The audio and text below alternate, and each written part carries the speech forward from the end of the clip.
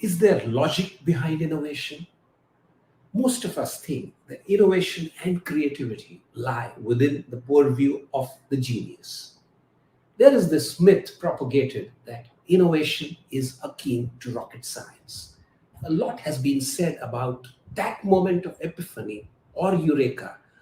And when such myths gain wind, a lot of mortals like you and me begin to think, well, this innovation, creativity, and all of that is not my cup of tea. Why should that be so? The eureka moment of Archimedes came after years of thinking. What did he think or what did he do for all those years? I believe he practiced the art of connecting seemingly unconnected dots in his head to unravel his creativity, which was dormant for so many years. What did Steve Jobs do all his life? He spent it all simplifying our experiences with complex technologies. So, despite his saying that he never conducted consumer research, he kept the user experience at the center of it all.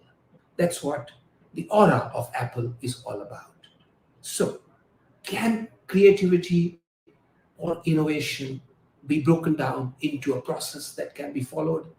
Yes, absolutely so. I believe very strongly. And that's what I say.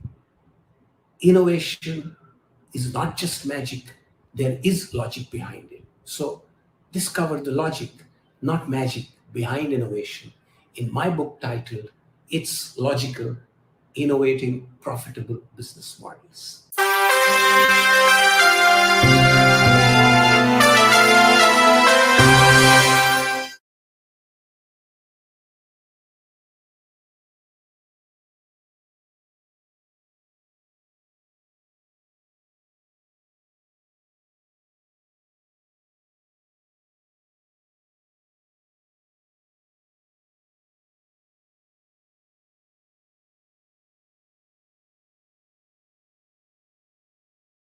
Angie's Stories, we have Jaya Bhattacharya Rose in conversation with the fantasy author Angie Sage.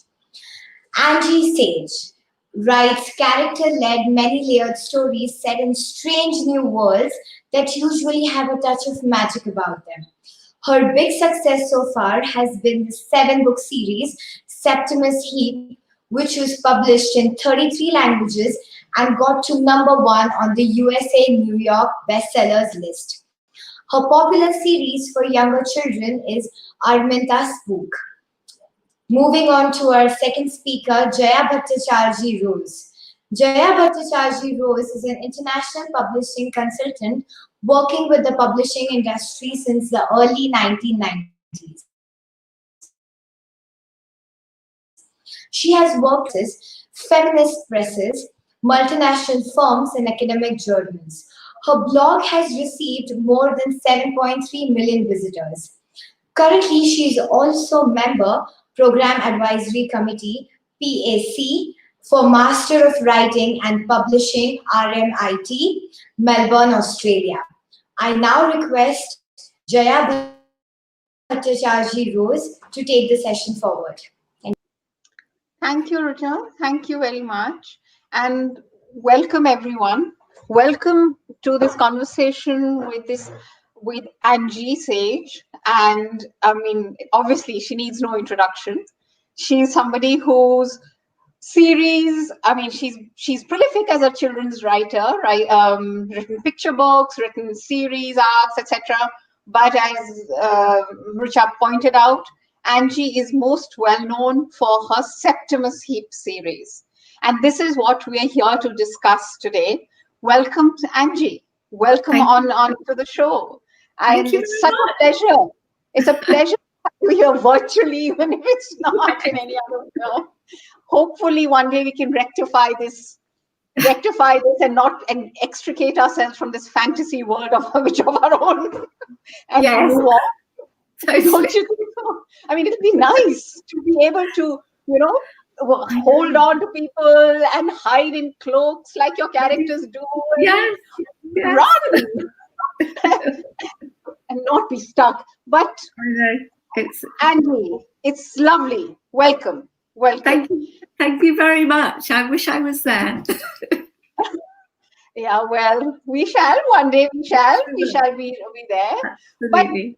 But Angie, since everyone over here who is logged in to view this conversation is a big fan of yours and big fan of Septimus Heap and all of this, so maybe we should go start right at the very beginning. How did this series come about? What is the origin story of Septimus Heap? Tell me more. Well, it came about. It was a long time ago. I did have a feeling for a very long time about this world, and I wrote other books before, as you said, and somehow when I finished them, I thought, yeah, but that's not what I was going to write about. And it was elusive, it was as though, it sounds strange, but it was as though I knew it was there, but I didn't know it well enough to write about it yet. So I think it was when the millennium clicked over, and I did think, now I really, if I don't write about it and think about it properly instead of just daydreaming, which is a lovely thing to do, but in the end you have to sit and type some things out. Yeah, I thought it's now or never. So about the year 2000, I did start to just think about Septimus and the main character, and it grew. I didn't have it planned much. I just had the castle. Oh, I think I've disappeared. I don't know why. Can you still hear me? Yes, you're very much there. We can see you, we can hear you. Everything's there. It just yeah, so it grew, and I wrote it quite slowly, and I was very meandering, and I explored bits and pieces of the world. And it wasn't until I woke up one morning with the name Marcia Overstrand in my head, and I had a complete image of who she was, right down to the purple shoes. And she transformed the tone of the books into being just not funny, but she just took it and shook it. And from then on, I as they say, I found the voice, because it's a funny thing that you can have an idea, but it's got to have a voice to it. It's got to talk, and it didn't until Marcia walked in, and then I just, after that, it was a real joy to do, and also she showed me the world. So the more I wrote, the more came to me. I never could think of any ideas about Septimus unless I was sitting there writing, and I pretty much have Marcia jabbering in my ear. So that's how it happens. But I'm so glad you talk about Marcia, because Marcia for me also seems to be the glue. She's the glue.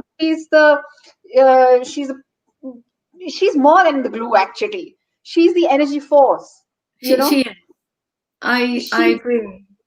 She's the energy force. So the series may have become popular with your child protagonists, and as they grow and all of that, and the pairing, etc., it's got all that, but the creativity, the energy, the force, it's beyond a point. It seems to be irrespective of whether she's of the feminine gender as well. Oh, absolutely. I mean it seems to be just a coincidence.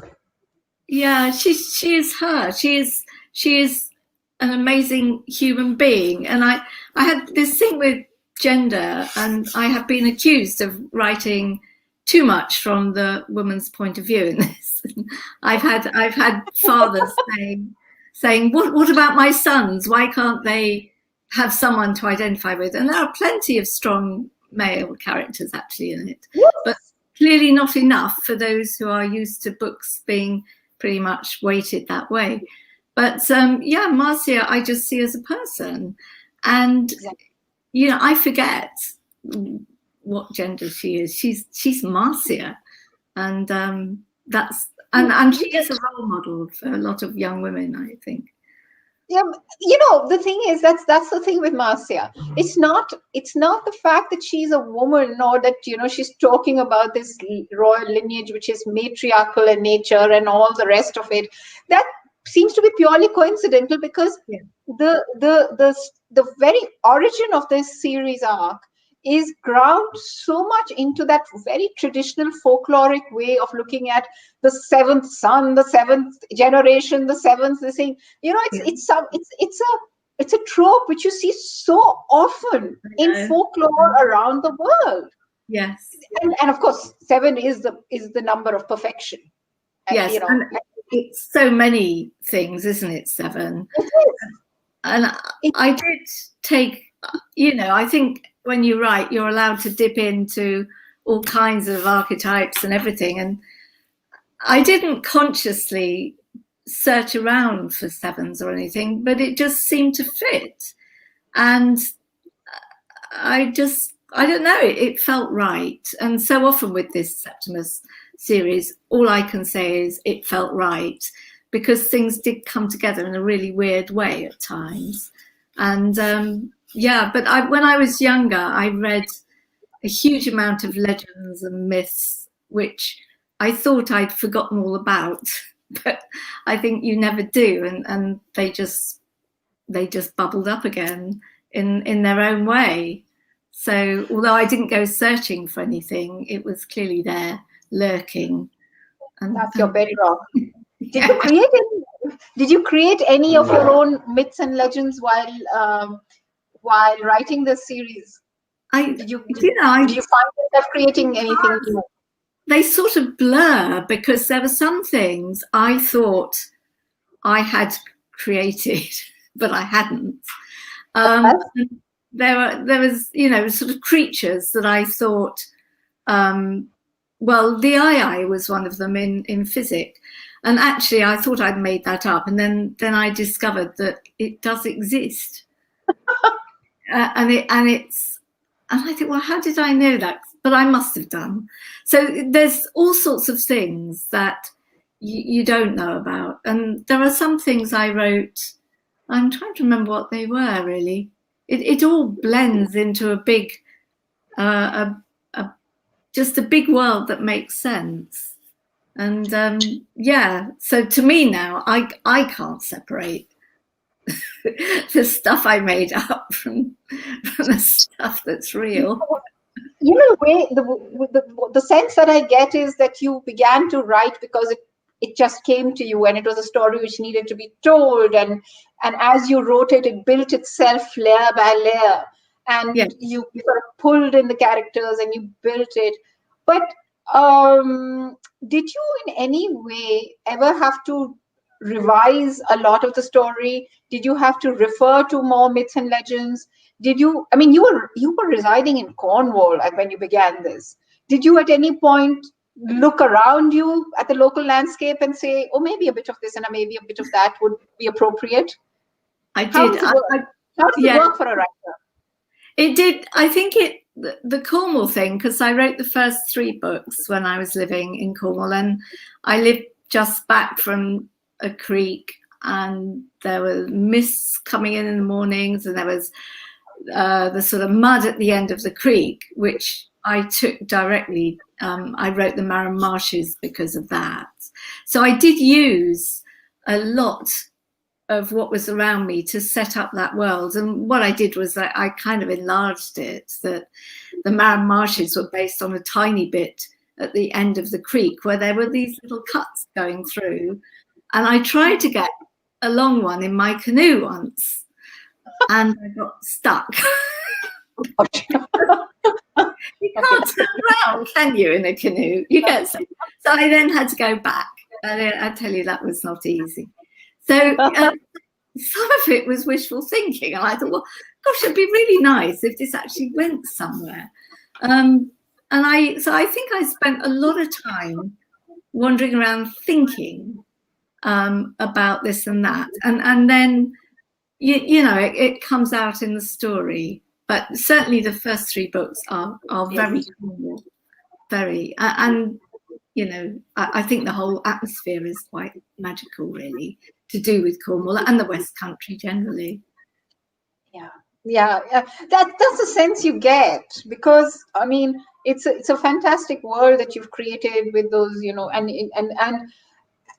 you know, a lot of aspiring writers, they tend to think that the topography has elements which can be conveniently placed and used in the narrative, you know, and suddenly you find yourself looking at a forest and you find yourself and you're like, where did this come from? Yes, where was that?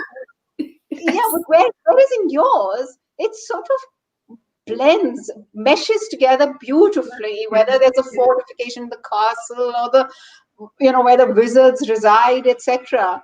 The whole thing comes through, and if one is been to Cornwall, the magicalness of the whole place, the topography comes alive. Because really, I mean, there are these craggy cliffs and there are these windswept branches, and the flora has got its own magical element and things. And you know, when you're walking through and you're doing these walks through Cornwall, you sort of think that this is magical. So to read this, you take this deep dive into the world that you've created. It's so beautiful. And that's made me think that, you know, did you actually write it from the heart alone, as you say, or did you actually go back and revisit places which you thought could do well by residing within your story? No, I did. I do absolutely love that landscape. It's lovely that you've been there too, and you know the feeling that you get, and I think what I think is really important, and I do write a lot to do with atmosphere, and I need to feel what it's like. You know? But the landscape, it just, I suppose what I did was put bits of the landscape together. So I did pick and choose bits. As you say, there are the moors and there's the marshes and the castle. The castle was my ideal castle. I did love castles.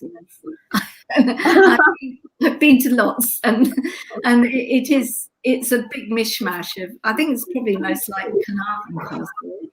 But yeah, I once camped outside Bodiam Castle when I was, to my mother's horror, I spent the night in a sleeping bag so I could see the sun rise over the castle, because that's, you know, that's when you get to know a place.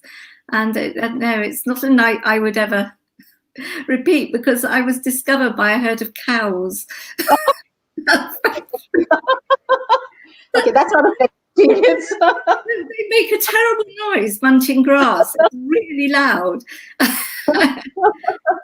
But I did have this feeling that a castle isn't real unless you're there on your own, picking up the atmosphere and listening to the echoes of all the people that actually lived in it, you know, and that's really special.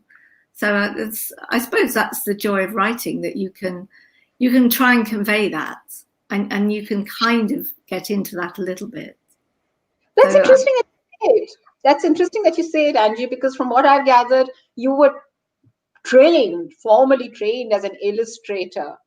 So, I mean, this transition to writing stories is something which I've come across a lot of illustrators. So that is something you're going to have to explain. But something which intrigued me was, does the experience of being an illustrator help you in creating your fictional landscapes? Are you always able to convert what you visualize in your mind's eye to paper? Is it possible? Yes. I mean, I was lucky enough to realize I could do that. And I think I found that, yeah, I mean, I do visualize everything. I can see it like a film going in front of me. And my job, as I see it, is to describe it completely as much as I can, so that the reader is there as well. And I just find I do it better with words. I couldn't draw what I write, whereas the illustrator for these, Mark, Mark Zug, he's amazing. I could never do that. And the joy for me is actually I'm able to be much more creative with words than I ever could be with lines. Because I see it in my head when I'm drawing, but it never comes out on the paper how I see it. Whereas with words it does, and with words not only does it come out how I see it, but it seems to grow. So I'm just very pleased that I can do that and that it works, because I didn't know that I could, until I tried.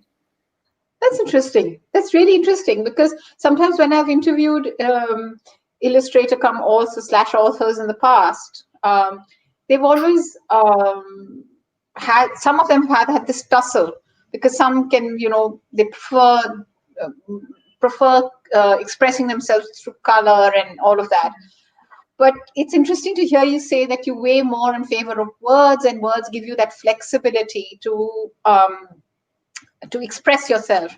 So, I mean, this is another very classic question which is often asked of writers.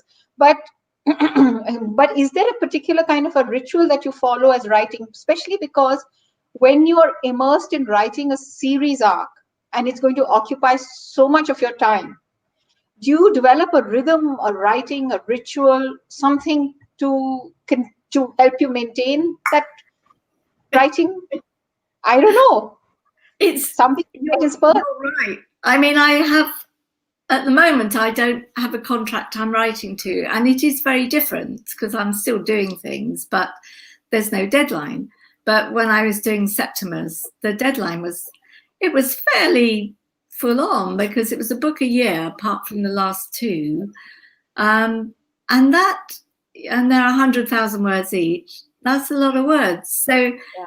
And then you've got the editing, and that, that takes a while. So yes, I made myself write 1,000 words a day, and I did it first thing in the morning, because if I didn't, the day took over, and then I never did. So yeah, I had to get up and just a cup of coffee, open the laptop, and I have only ever been able to write on a laptop. That's the other thing. I've never written longhand on paper, because what I realize is I guess a messy writer, and I edit as I go. So, though that's been a real gift for me as well, the advent of computers, because whether I would have been able to do it without, I don't know. But so yeah. Sorry to interrupt. No. Do you write in sequence? Does the story evolve as you write, or do you write episodes and then string them together? How do you write?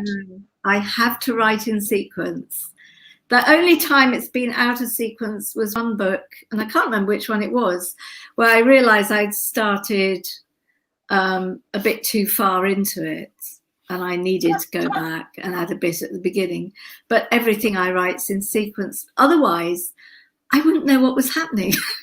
I would have no idea. So I have to. and I have to listen to the characters. And obviously they are living their lives, as it were, in sequence. And so we sort of, me and the characters go on together, seeing what's going to happen and hoping it all works out. You do have a large cast of characters. You do have a large cast. So how do you maintain track of all of them? Do you lose some along the way? Do they resurrect during editing? Or how does it work? I mean, if you're writing, what you do? Do you keep notes? No, I don't, and I never did, because I felt, because characters they're like people that they change, and the one or two changed enormously. So I never knew what they were going to do until I wrote it. But I never had any trouble in remembering the characters at all. And I do love them all. That's why I give them all a little bit at the end of the book to, the really minor ones. And I think, oh, what would they have done? And so they get their little moment of glory at the end of the book. And the things that probably I should have taken notes on is the plot twists and turns, but characters I just know completely. And I really ought to do a head count. I think there might be about 150. Wow. Which I'm told is the ideal size of a village. But I think I think there are a village of Septimus characters. And That's a lot of people. But then you're in good company. I mean, if I'm not mistaken, Jane Austen with Emma, did you know, has 95 characters? Yeah. That's slim novel, 95 characters. Yeah. Five major speaking parts. But if you sit and do a head count, I mean, no wonder that novel feels so busy and so crowded. I had no idea there were 90. That's amazing. 95. 95. Very precise. Yes, very precise. Well, no, she's my hero. I mean, I'm not surprised, and she would know, I'm sure, exactly what each one was up to. Yeah, I'm sure, but she had them all. But that's the thing that comes across even in your novels, that you've got that kind of control with your characters without being draconian with them. You let them have their bit of time in the sun, and you let them do things, and they seem to get ahead of you at times. But they do come together. And it's interesting that you say you write on the laptop, and you began these when in 2003, 2004, somewhere there, and that was a time which seems like ancient history now, but it was when everything was still very print focused. Digital had started coming in, but not like now, when you're writing, people have always got a sort of a thought out for what will it look in digital, what will it look in this format. Did you ever have to think beyond whether it looks good coming together on paper, and at the most, does it read out aloud well? Were there any other considerations that you took into account? Well, I didn't.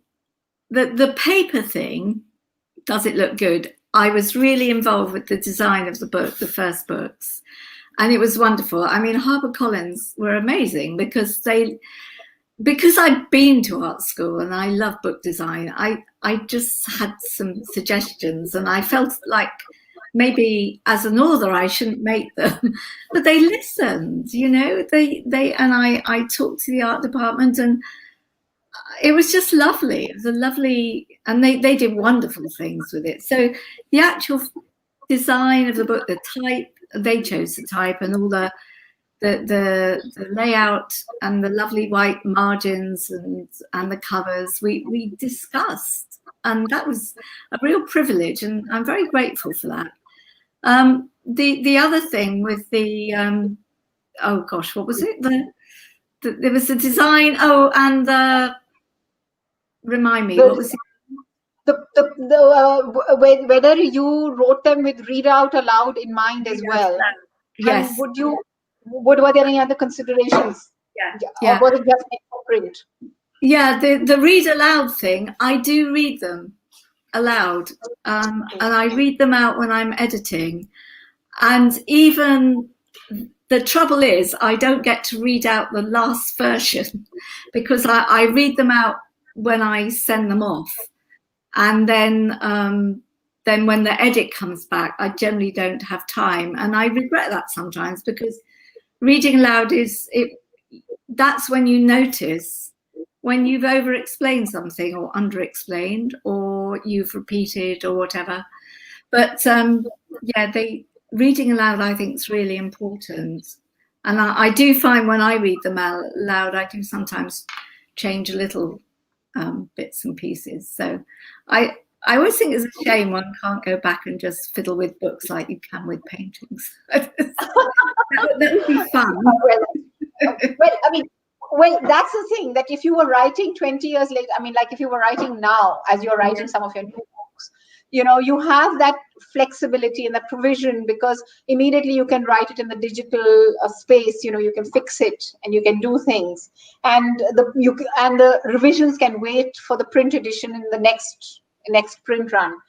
But I think there is a fun part in being fixed. In fact, let's pause now our Q&A. And since you're talking about read out aloud, why don't you read out aloud the passage you selected?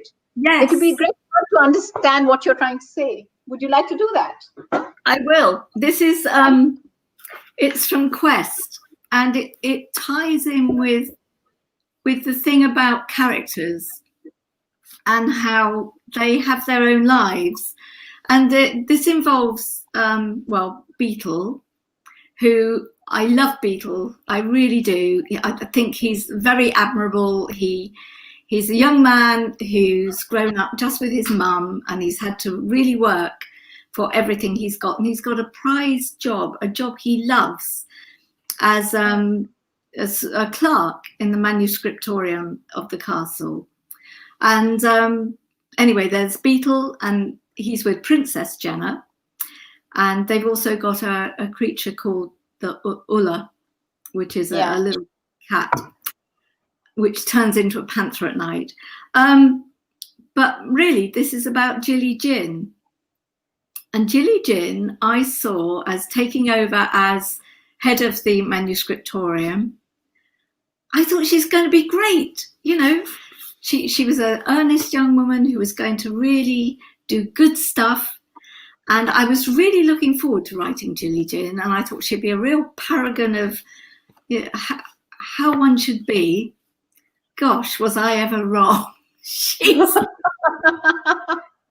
nightmare. Yeah. Really is. And where did that come from? She turned out to be unfeeling, pedantic, rather spiteful. Gosh, Anyway, so there you have it. This is the Jilly Jin that I never planned but took over. And this is also Beetle and Jenna. And this is what happens, yes, when you've got no idea what your character's going to do next. And this is an incident that I was not expecting. And as a writer, I was in Beetle's shoes here. I had no idea what was going to happen to him until it did. And I was as shocked as he was, actually. So here we go. So Beetle and Jenna are in the Manuscriptorium, and they've been down into the sort of depths of it to get a map put together. And they probably shouldn't really be there, but it's not totally a bad thing they're doing. And they have actually bumped into one of the bad guys, Merrin Meredith or Daniel Hunter, just so that you know what's going on. Anyway, they've come up from getting this map, and here they are in the deserted Manuscriptorium, or so they think. Beetle, Jenna, and the Night Ulla step through the concealed door in the bookshelves into the shadowy Manuscriptorium, which was lit only by the windswept Wizardway torches, which cast a red dancing light through the glass of the office partition. "That boy," said Jenna, as she followed Beetle through the towering ranks of dark, empty desks. "I think I know who he is." "Yeah," said Beetle gloomily. "He's the new scribe. Miss Jim must need her head examining employing someone like him. You think she'd be able to see..." "See what exactly, Beetle?" Jilly Jin's voice came out of the dark. "Ah!" yelled Beetle, still jumpy after the Ulla incident. "What? Where?"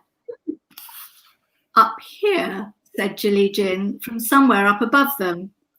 Beetle looked up and saw to his dismay that Jilly Jin was perched on Partridge's seat, peering at a sheaf of papers through her tiny, illuminated magnifying glass.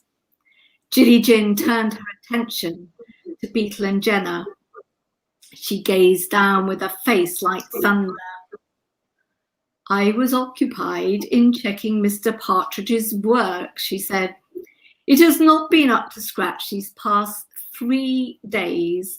I have been examining his calculations for the increase in the rate of paper wastage by scribes of less than 1 year's experience averaged out over the past 3 3/4 years, she informed them.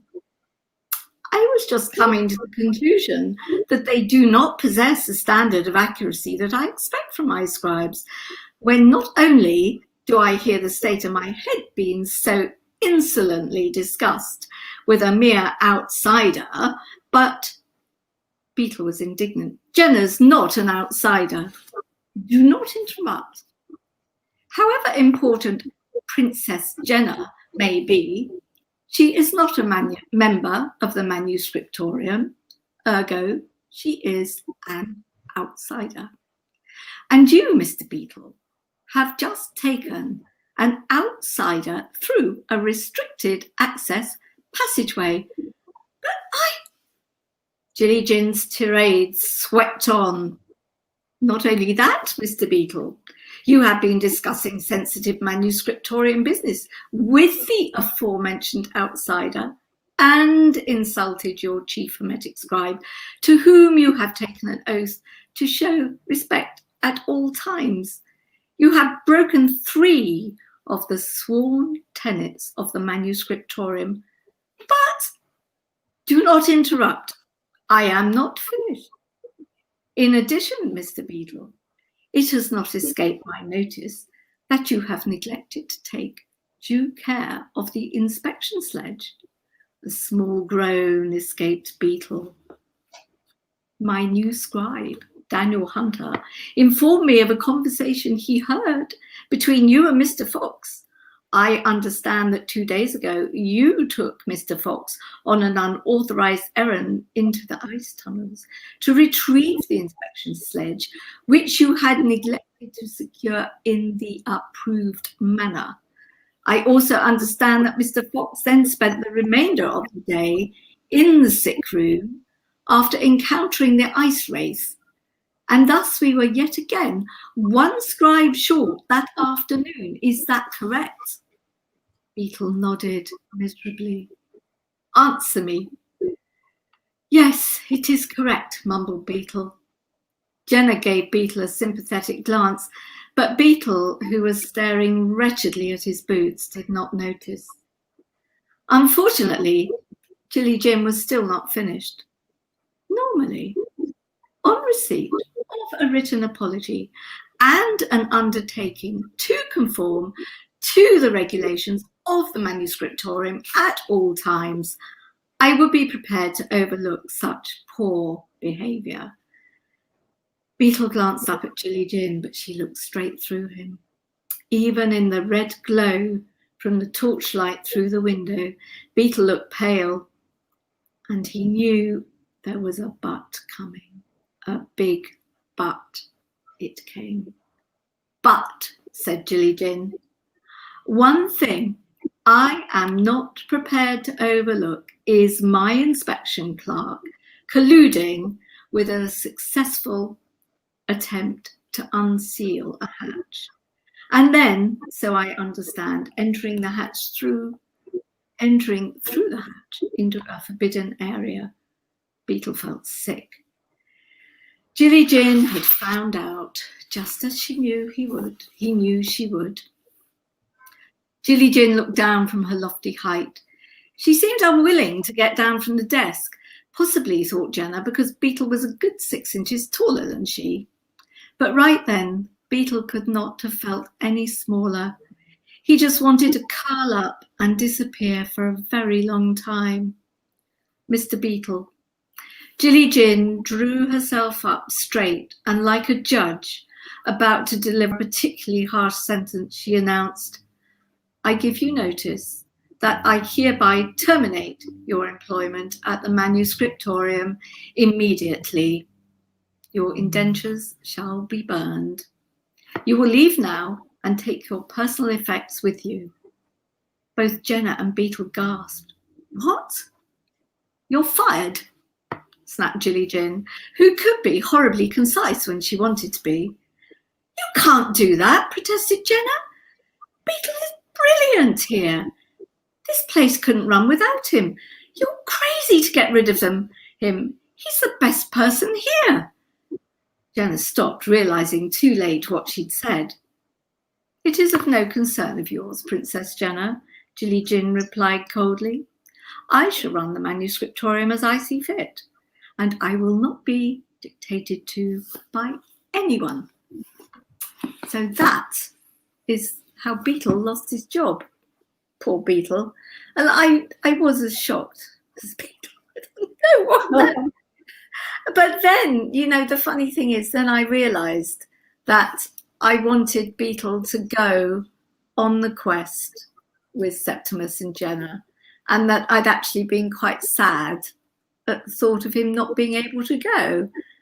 So, there was a reason for it, but I was unaware of that reason. So it was a horrible shock to me as well. Did you need to pause and reflect upon that passage? I had to stop. I hadn't even done my 1,000-word quota.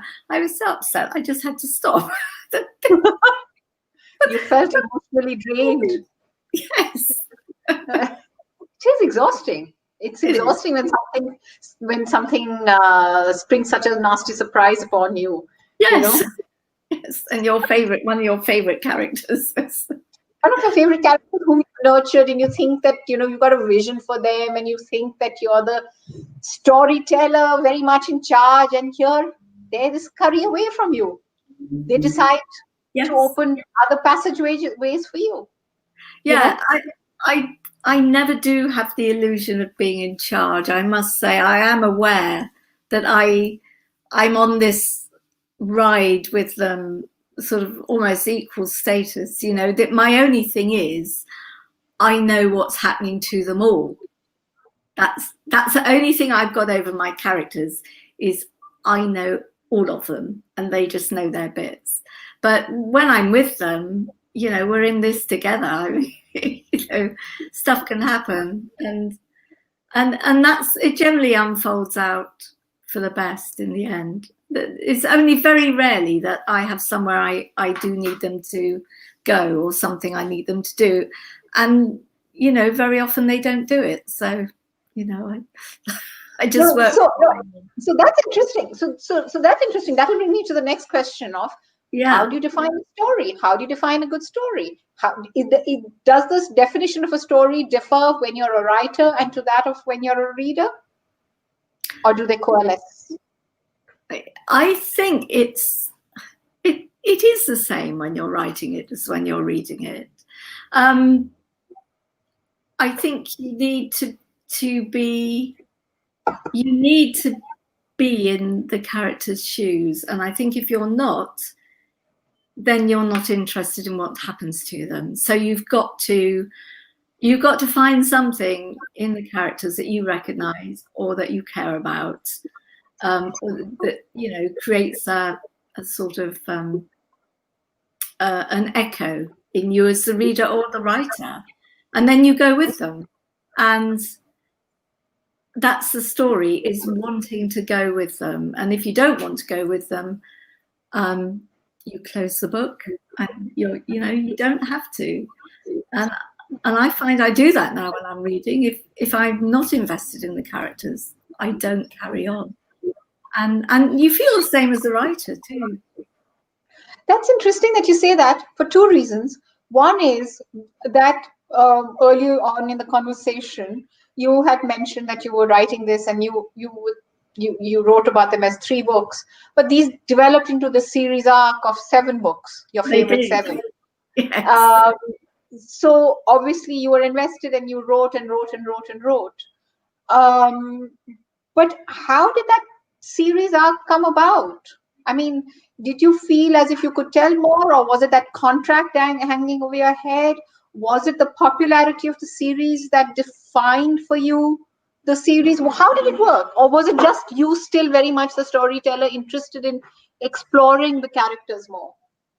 So many things.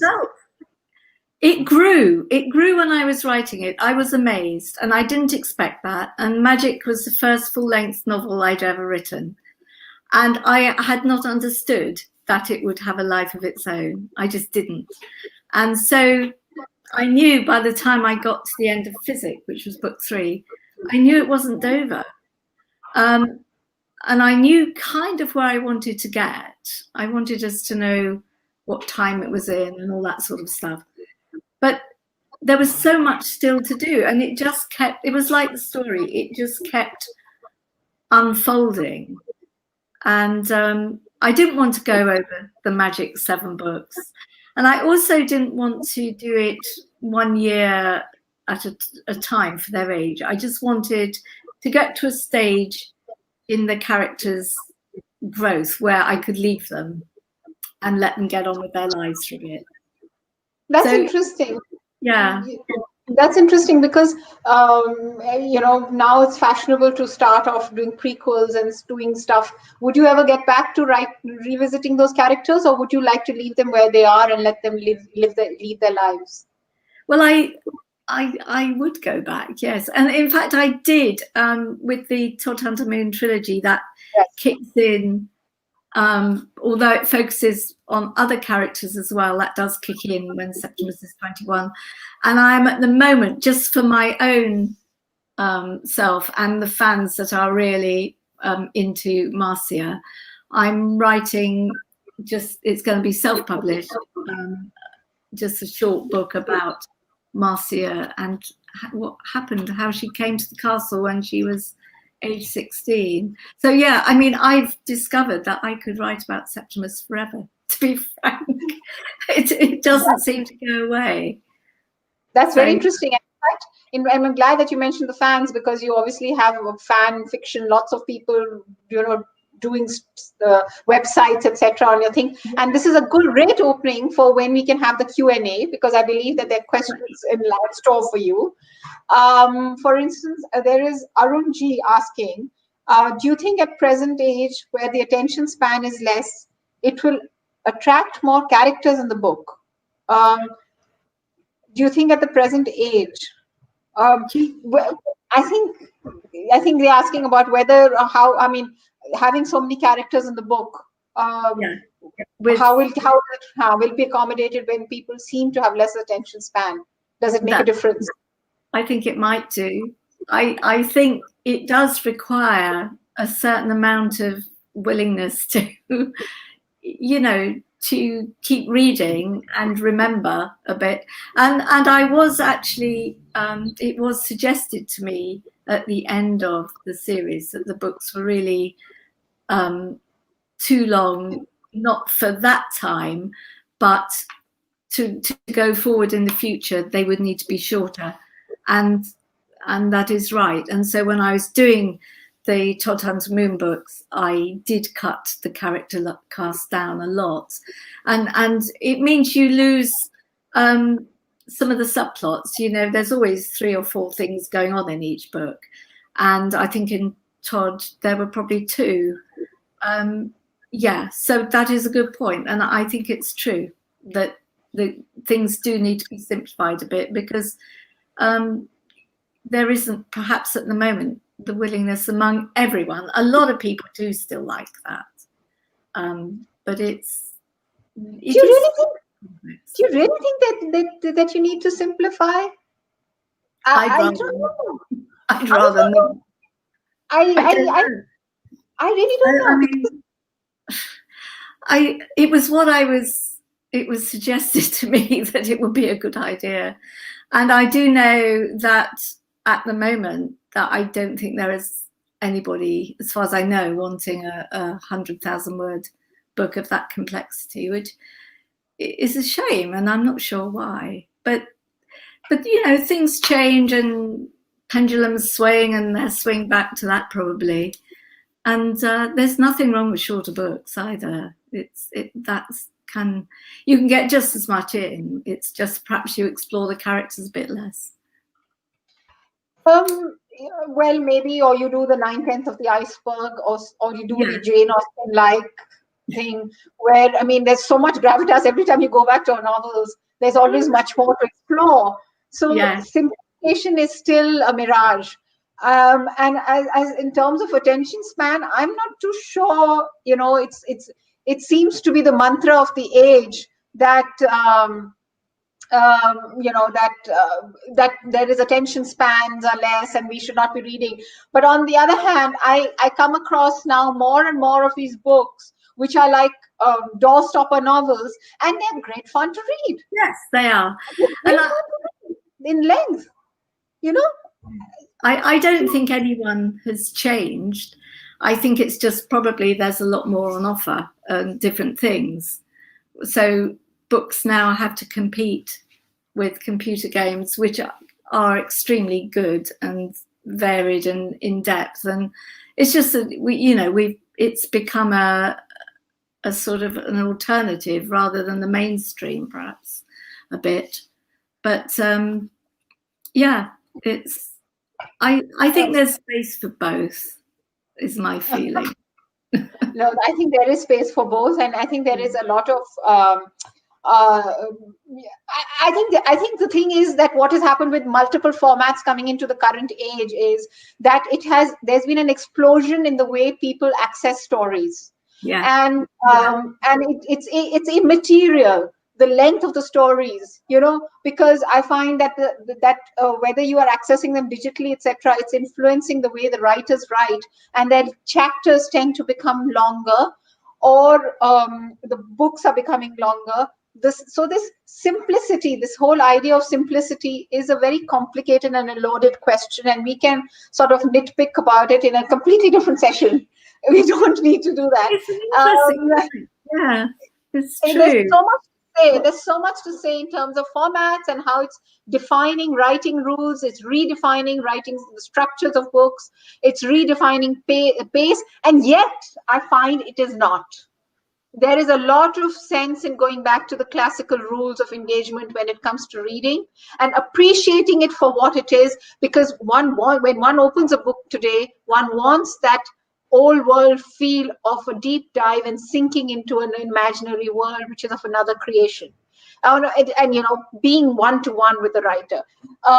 Okay, but before we end, I need to answer that question which was asked by Shruti. That chapter was chapter 22 of 22. Quest. 22 Yes, of Quest, and is the opening 2 pages. It's the first 2.5 pages of the chapter. So I hope you enjoyed it. Well, anyway, Angie, I mean, you and I can carry on talking for ages. Yes.